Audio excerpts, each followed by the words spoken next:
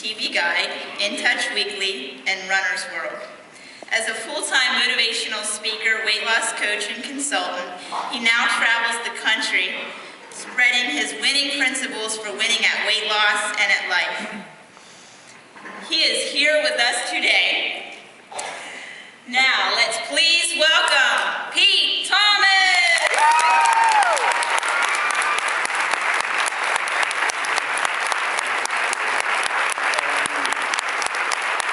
Mifflin and Juliana County, let me hear you. How you doing tonight? Thank you so much for coming out. Speaking of thank yous, I just want to thank everybody who was involved in the planning. I want to thank Julie and Pat and Marge and Jim. I just want to thank the planning committee, the Meltdown planning committee, all the sponsors. Can I have anybody here representing the sponsors? Would you mind standing up for me, please? Let's give them a round of applause. Let's give them a round of applause.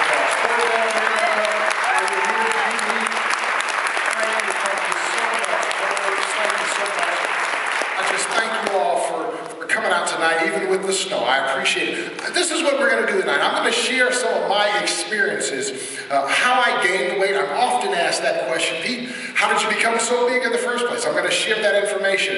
And I'm going to share some things that I think are really some secrets to success when it comes to weight loss. And hopefully we have a little fun along the way. How's that? Is everybody up for that?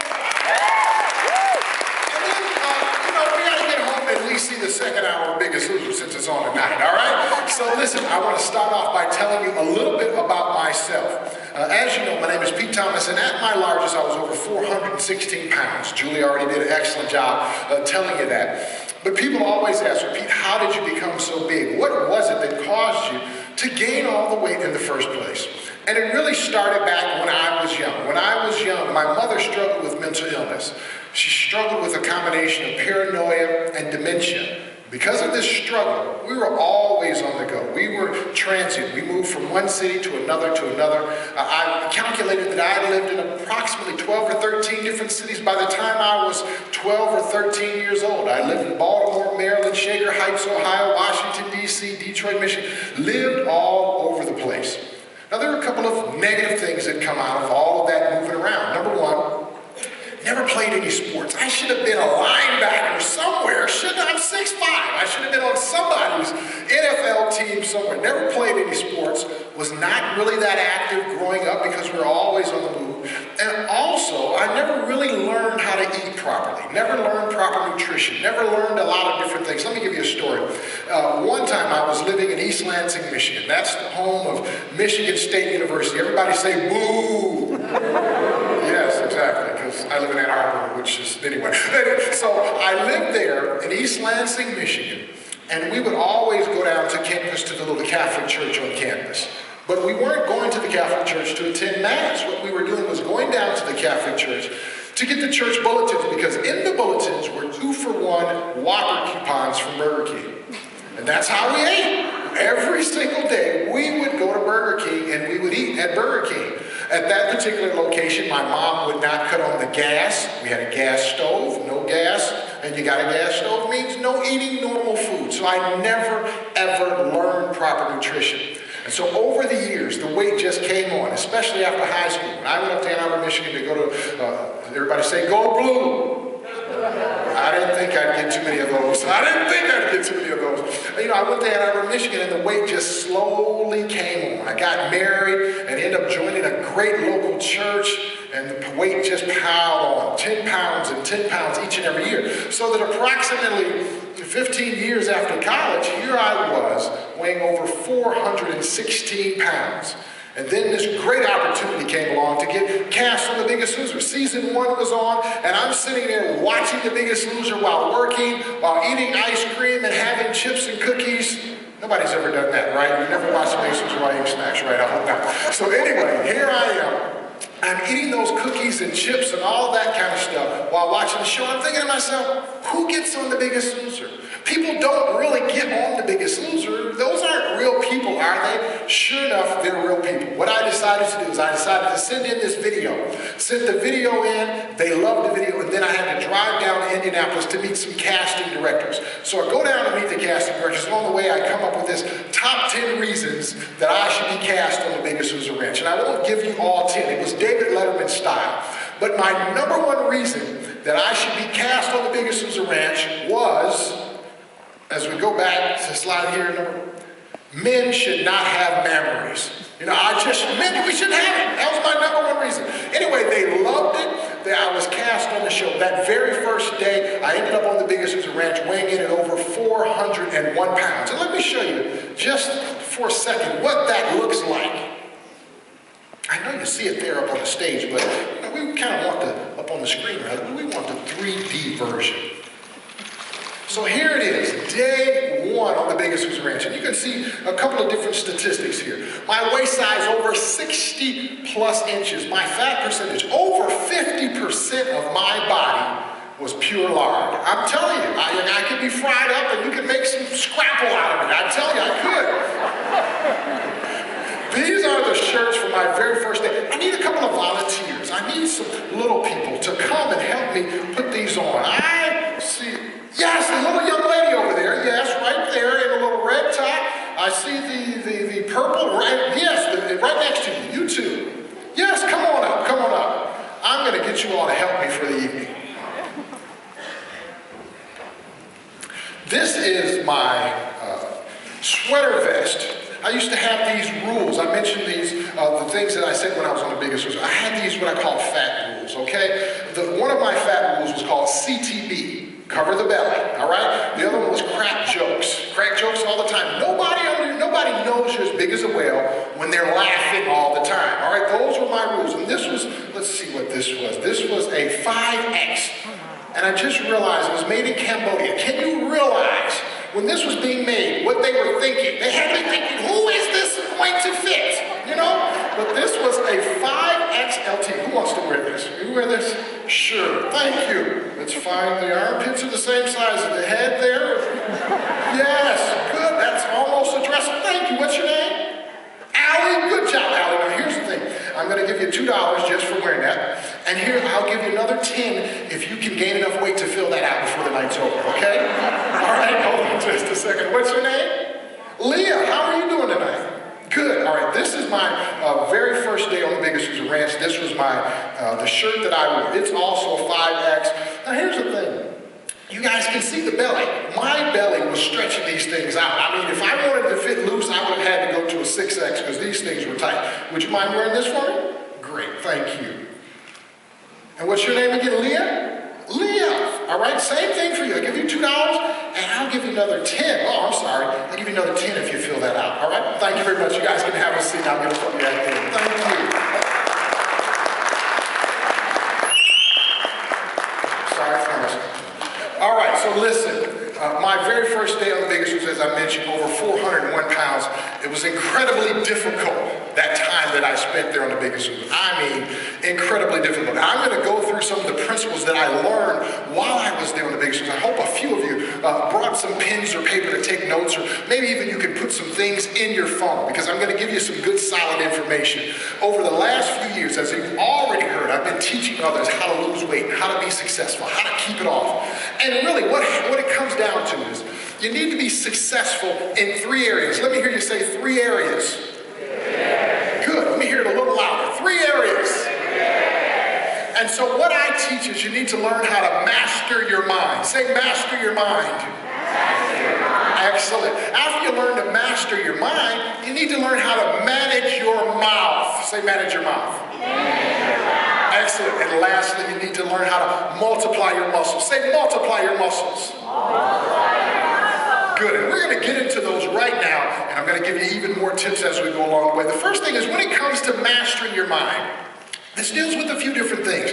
You need to learn how to make a commitment, and a commitment that sticks. You know, not the New Year's resolution. When the New Year's, we simply, make a resolution and we drop off the wagon after 2 or 3 weeks, right? We want to do something a little bit better than just make that regular old commitment. We want to set goals. Can I hear you say set goals? Set goals. Now, you all have heard about goals. If you're ever in a work environment, environment. They're going to teach you about goal setting, and mine have just a slightly different twist to them. I call them SMART goals. SMART goals stands for specific, measurable, aggressive, realistic, and time-based. And we're going to talk about each and every one of those goals. The first thing is, what is a goal? Well, I like to say that a goal is a picture of your future. Let me hear you say, a picture of my future. That's right. What is it that you want to be, do, or have? What is it? You see, if you're going to make a solid commitment, let me ask you, what do you think the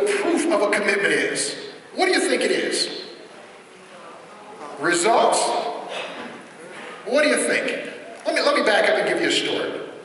I thought at one time I was committed to losing weight. I really did. Before The Biggest Loser was around, I made a commitment to losing weight. I made a serious commitment. What I did was I spent $5,000 and I bought 2 pieces of exercise equipment. Now those were some, serious pieces of exercise. I was over 400 pounds. They needed to be industrial strength, if you know what I mean. But I was so committed to losing weight that what I did was I brought those 2 pieces of exercise equipment home, my recumbent bike and a treadmill, and I moved out my dining room table and my 4 chairs, moved them out to the side of the road, put the words free on them. They were gone in less than an hour. And I put that recumbent bike and that treadmill in my dining room. I said, I don't care if I'm not going to eat, I'm going to lose weight. You see, I was committed, or so it seems. I got on that treadmill, walked every day for about 30 minutes a day, and at the end of 30 days or so, I lost about 10 pounds. I'm like, what is this? This is garbage. This is not working. I'm 400 pounds. Losing 10 pounds is not going to work. This is horrible. You see, I thought that I was committed, but the true measure of commitment is time. T-I-M-E. Let me hear you say time. If you're really committed to something, you must invest time in it. There's no other way around it. Time is what I call the currency of the earth. The one thing that you have that you can't get back is your time.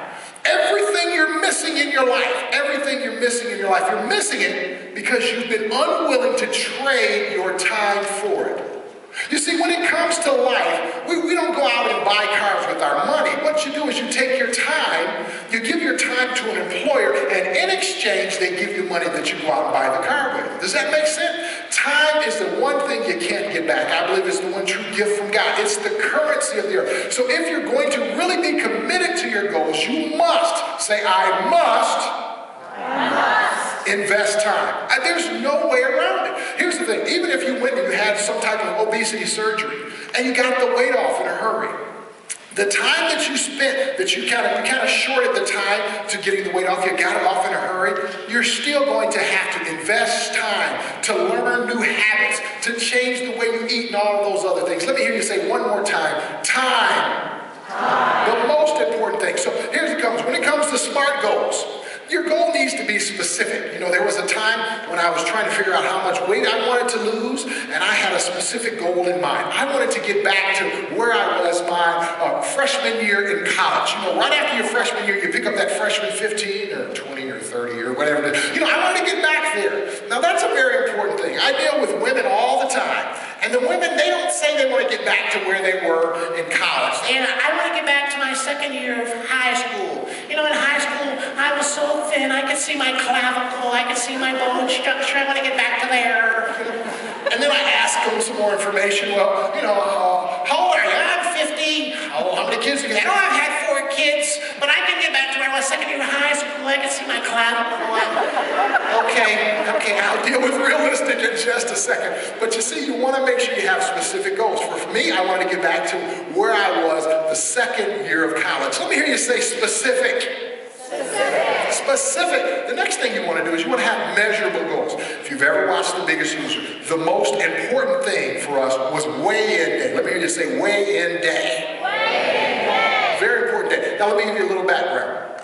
If you ever watch the show, the weigh-in takes about 20 to 30 minutes on the show. In real life, it takes about 3 to 4 hours. It is the longest, boringest thing you've ever seen. We actually weigh in first thing in the morning. I'll tell you more about that in just a second. But we weigh it in the morning, and then they take the results, and they have to put the results in a certain order so they know how us contestants are supposed to walk up on the scale. And you walk up on the scale, and you weigh in, and you see your number down here on the little screen, and you're like, yay! Well, they make you walk back down and walk back up. And you see the number again, and you're like, yay! And they make you walk back down and walk back up. And then you kind of get the picture, so it comes up the next time. Yeah! Oops. And they say, not that much, please, not that much. But you do it that expressive third time, and that's the actual take that you see on the show. They don't show the boring takes, they show the excited stuff. So it takes forever. Now when you're 380 pounds, just walking up and down stairs is painful. Just standing for 3 hours is painful. But I gotta tell you this even better story.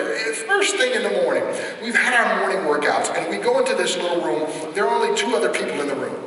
There's the person who's on the camera. He has to record the results. And then there's a producer, the story producer, and what they have is a clipboard, and they write down the results, and then there's the scale, all right? Now, you can't see the numbers on the scale, so you go in, step on the scale, the story producer's there writing down the numbers, the numbers are facing her, and then on the other side of her is the camera person recording everything. Got it? You got it? Good. Now, this is the weigh-in day. Measuring day is so very important because actually, people they're going to get voted off the show if things go wrong, if you don't weigh in right. So one particular contestant my season, her name was Suzanne. She decides that she's going to weigh in, and she takes off everything down to these little pasties, all right? That's all she has on.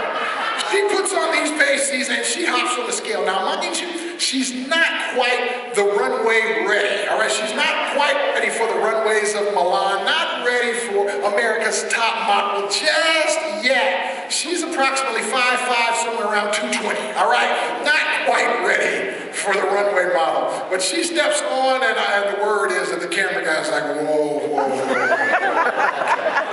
You're a professional, you're a professional. All right, now here's the thing. She comes back out of the room after weighing in. And what happens is Nikki G, one of my other teammates, one of my other contestants, he hears about it. He gets upset, and he decides, oh, forget that. He goes in and just takes off completely everything. Now, mind you, if she's not ready for the runway, he's about 5'6", about 340, okay? And the word is that the cameraman is, oh, I got to get combat pay for this or something. And so it was so important for us to weigh in that they decided to weigh in naked. There was a new rule after that week that nobody can weigh in naked. You had to have a minimal amount of clothes. But the point of this point is that your goals need to be measurable. Let me hear you say measurable. Measurable. That's why when you sign up tonight, when you sign up to be a part of the Meltdown, you're going to take an initial measurement. You're going to hop on the scale to see how you're doing. But you can do that one better. You can go to your doctor and you can figure out what is my blood pressure, what's my cholesterol levels. You can get all of these numbers as a baseline, a measurement point. As it's already been mentioned, my first day on the Biggest Loser Ranch, 401 pounds. And I'm going to talk some more about my other statistics in just a second. But it's important that you have a starting point. Let me hear you say measurable. Measurable. Excellent. The next thing is you need to be aggressive with your goals. I believe in being aggressive. Now, when I say aggressive, I don't mean that you need to work out 4 hours a day. Although if you have the time, let's get the weight off. What I truly believe is there are certain times, certain seasons in your life where you can focus on things like you can't focus on any other thing. For instance, when you're in college, that's the time to be aggressive about your education. When you're in high school and even the lower grades, that's the time to be aggressive about your schooling. There's a time in your life to be aggressive about your health, to really pay attention to it. Obviously, when I was there on the Biggest Loser Ranch, was a time that I was aggressive about that. And now that I'm in maintenance, it's a lot easier. But there are times in your life you need to be aggressive. Now, again, as I mentioned, you don't need to go out and say, I'm going to lose 150 pounds this summer. But there just needs to be a time of focus where you're going to pay attention to these things. Every time I look at that picture up there, what I like to say is, I was aggressive about my weight loss, and now I'm aggressive when it comes to maintenance because I'm trying to kill the inner piggy. I don't want the inner piggy to come back. You know what I mean? And so there's just times and seasons of your life where you're going to focus more. Now let me tell you what that aggressiveness turned into. Again, when I was on the Biggest Loser Ranch, over 400 pounds, lost 185 pounds, waist size from 60 inches down about, well, I got holiday weight on, so about 36, 37 inch weight, all right, fat percentage from over 50% to somewhere between, I keep it between 10 and 12% body fat. Now, here's the other thing, some more important numbers. Blood pressure, 150 over 90. Let me hear you say that, 150 over 90. 150. It went to 102 over 60. 102 over 60. Here's the other thing. Resting heart rate, 90 beats a minute. Let me hear you say 90. And it went all the way down to 62 beats a minute. And it's where it remains today. I actually went to the doctor a few weeks back, and the doctor, my blood pressure was 106 over 50, and my resting heart rate is 57 beats a minute. Even better now. Okay, but there was a time where I was seriously aggressive. And here's the thing, let me give you this, because you need to know what happens when you're aggressive with something. 150 over 90 to 102 over 60. Resting heart rate 90 beats a minute down to 62 beats a minute. That all happened in 14 days. 14 days. Now go to your doctor tomorrow and say, can you get these results with pills and medication? You see what happens when you're aggressive, when you take the time to be serious about something for a certain period in your life. Amazing things can happen. Here's the thing I want you to understand. Tomorrow's not guaranteed to you. Don't say, well, this is good, I like that, I may start this summer. Once the weather gets better, I'm going to start in next year's contest. The time to take action is now. Say now. Now. That's what being aggressive is. You're going to pay attention to this now, all right? The next point I want to give to you is called realistic. Is massive weight loss realistic? Well, there was a time that, people didn't think it really was. And if you look at this before and after picture, this is a lady, her name is Heidi Kimmer. And she's a website, I'm not even going to mention the name of it, don't want you to go to it. On the left-hand side, that's her before picture. Doesn't she look beautiful?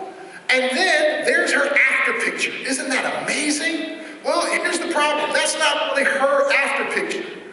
This is her. And this is a Russian model. So she stole the picture from a Russian bride's website, put it, and said that was her. And one of the things that happened was, if you see in the bottom there, she was featured in Woman's World. When she was featured in Woman's World, her website got $1.2 million worth of signups in 1 month. But it was all a ruse. It was all fake. That wasn't really her. This is really her before and after picture. And in the bottom right-hand corner, that's her having to appear before the California Attorney General. So people question whether or not weight loss, massive weight loss, getting your health back in short order, whether it's possible. But here's the thing. I stand before you to testify that yes, it is possible. You can do amazing things. And it's not just me. You've heard about Jeff losing 20 to 25 pounds. He lost 25 pounds. And the other thing I want you to understand is that that number may not match up to 185 pounds. But that was probably somewhere around at least 10% of his body weight. That is amazing things. Say, amazing things can happen. Amazing things can happen. Let me hear you say realistic. Now, what may not be realistic is trying to get your clavicle back. You know what I mean? That part may not be. But here's the other thing. Your goals, we're still talking about goals, need to be time-based. Let me hear you say time. Time. What's the time frame that we've got right before us? What's the time frame? 6 weeks. 6 weeks, exactly. And so what we want to do is we want to take advantage of these 6 weeks. Starting tonight, we want to take advantage of these 6 weeks. We want to get on the team, find a team member. We want to sign up to take advantage of this. For me, I knew that I had a certain date where the finale was going to show up. And I didn't want to go back to the finale looking huge. I had a goal in mind. And so that's the first thing. Your goals need to be time-based. Say time-based. Time-based. The next thing we're going to wrap through these, they need to be evolving. Obviously, the weather's pretty bad here. Right now, it's going to get better. But you need to evolve with your weight loss and your exercise goals. For instance, right now you may, I can't go jogging. It's snowing outside. So over the summer, that may evolve to where you may do more outside activities. Right now, you may do more inside activities. You may join curves. You can do these other things indoors, but your goals need to be evolving. Let me hear you say evolving. And then the last point I want to talk about in this section really comes down to rewarding. Let me hear you say rewarding. Rewarding. Let me hear somebody say it really, really, really loud. Rewarding. See, a guy spoke up. I gotta give you some money for that. Can I have one? Who said that? Raise your hand. Can I have one of my committee members give that guy some money? Give him a couple of dollars just for being loud. That's what I want to hear. He was back there. Raise your hand. Good job. So this is the thing when it comes to rewarding. There was a period on the Biggest Loser Ranch. Actually, it was the first couple of days. They said, Pete, we want to know if you could fit in your gold outfit, once you lost all the weight, what would it be? I said, I got it. I know it right off the bat. They said, well, that's weird. Typically, women only, the only ones that know what they want to wear. But what is it that you want to wear when you lose all that weight? I said, I've got 2 outfits in mind. They said, well, that's weird. Typically, women only think about outfits. Shut up. I've got these 2 outfits in mind. One is, I saw this movie called Soul Food. And at the beginning of Soul Food, this guy named Samuel walks in this all-white suit. I could see myself wearing an all-white suit. I would look beautiful in an all-white suit. They said, well, that's great, Pete. Tell us, what other outfit do you have in mind? I said, the outfit that I would really, really love to get into. I would really love to get in this outfit. It's an all-black leather outfit. I want to look like Neo in the movie The Matrix. That's what I want. I really want an all-black leather outfit so I can stand there in the middle of Michigan, in the middle of the summer, and my coat would just fly back, even when there's no wind. That's what I really, really want. Can you do that? Can you do that? That's what I'm asking the producer. He said, well, we'll see. He comes back within a couple of days. He said, Pete, we've got your outfit. I'm thinking, this is Hollywood. This is amazing. Hollywood's just amazing. And they said, we've even got your outfit. It happens to be over in wardrobe now. It's ready for you. So I'm excited. So then, first or second day on the ranch, we go into what are called our gold closets. Now, there on the ranch, we've got a workout room, so we've got different pieces of exercise equipment. And also with the exercise equipment, they've got these items sitting up in the display case. These are our gold outfits. And so I'm excited. This is my gold outfit in there. Then I walk over to it and I look a little closer and I start having these images of Don Johnson and Miami Vice, because as I walk closer, I don't see my Matrix outfit. I see this thing there. And they put me on the microphone. They said, Pete, we want you to tell us, what would it mean to get back into your gold outfit? All the while I'm looking at this suit. This is not the suit I had in mind. I said, Pete, you're on. I said, whose 2-sister suit is that? 2 sister stands for Polly and Esther. Whose Polly Esther suit is that? I said, Pete, I need you to pretend. Please, Pete, pretend like this is your gold outfit. So I had to stand there and pretend like, oh, I'm so happy, that's what I'm going to get into. And I realized that's what reality TV is. Some of it is scripted. But here's the point. When I was voted off the Biggest Loser Ranch, the very first day, I went and I bought my all-white suit. I was so happy. Now, here's the thing. When I was voted off the ranch, I was 318 pounds. I didn't know that I needed to lose another 100 pounds before I would look like some actor walking across the stage, So I still had a little bit to go. However, I was able to get my gold outfit, and I was able to reward myself. So let me hear you say reward. Another word for reward is celebrate. This is the thing that I want you to understand. Many times we've got huge goals in front of us. You need to wipe out this amount of debt. You need to lose this amount of weight. The problem with that huge goal is the celebration time is a long way off. And so what I want you to do is, and this is part of the book that we're coming out with, I want you really to think about this concept. I want you to celebrate every pound that you lose. Can I hear you just say 1 pound down? 1 pound down. 1 pound down. Think about that. You're not going to focus on the huge goal at the very end. You're going to focus on losing 1 pound. And losing that 1 pound over and over again. But that's not the part that I want you to focus on. I want you to think about losing 1 pound and losing it in such a way that you never, ever regain it. Okay? That means we want to lose it in a healthy fashion. We want to lose it by changing what we eat. We want to lose it by exercising a little more. Did you hear Jeff say that he weighed in today? And he's still the same weight as at the end of last year's Mifflin Meltdown? Did you hear that? That's weight that's gone forever. So what I want you to do is I want you to celebrate every 1 pound down. Say 1 pound. 1 pound. And how are you going to do that? Well, the way that you're going to do that, one way is it would be great to hop online to the Mifflin County Meltdown fan page on Facebook. I want you to hop on there and say, hey, I've lost 1 pound and more out to come. You see, by focusing on those little successes, we're going to celebrate every time anytime you get a chance. Now, if you've got 200 pounds to lose, it would be great in a year or so to look back over there and say, you know what? I posted on here about 150 times, and I lost a pound or 2 pounds each and every time. This is something interesting. If you ever go into an environment, into a doctor's office or anything, and they say, well, you tell them, I'm here to lose weight. They say, well, how much weight do you want to lose? I just want to lose 1 pound. I don't think you're crazy.